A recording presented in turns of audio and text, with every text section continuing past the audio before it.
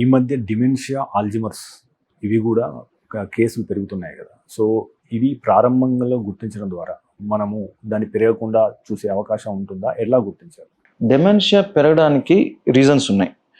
ఇప్పుడేంది అంటే life span అనేది పెరిగింది. డెమెన్షియా అనేది అంటే మతిమరుపు కానివ్వండి 70, 80 ఏళ్ళ తర్వాత చూస్తాం. అంతకుముందు లైఫ్ చాలామంది అంత టైం బతకలేకపోతుండొచ్చు. సో, మనం అంతకుముందు డెమెన్షియా అనేది చూడలేకపోతుండొచ్చు. కానీ ఇప్పుడు మన లైఫ్ స్పాన్ పెరిగింది కాబట్టి డెమెన్షియా అనేది ఎక్కువ చూడడం జరుగుతుంది.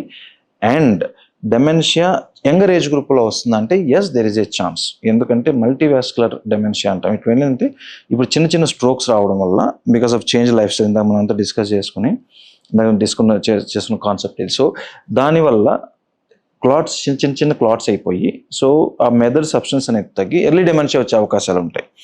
సో ఎర్లీ ఐడెంటిఫికేషన్ వల్ల yes we can prolong it. అంటే కొన్ని రివర్సిబుల్ కాజ్ ఉంటాయి. అంటే విటమిన్ డెఫిషియన్సీస్ కానివ్వండి, హైపోథైరాయిడిజం కానివ్వండి, రకరకాల రివర్సిబుల్ కాజ్ ఉంటాయి. కనుక్కొని మనం రివర్స్ చేసినట్లయితే డెమెన్షియాని కంప్లీట్గా కొంతమందిలో రివర్స్ చేయొచ్చు, అందరిలో నేను. సో ఆల్జిమర్స్ మాత్రం definitely we have to know the cause, early identification and వాళ్ళకి ఎంకరేజ్ చేసినట్లయితే and with proper rehabilitation we can we can decrease the rapid deterioration in memory అన్నమాట.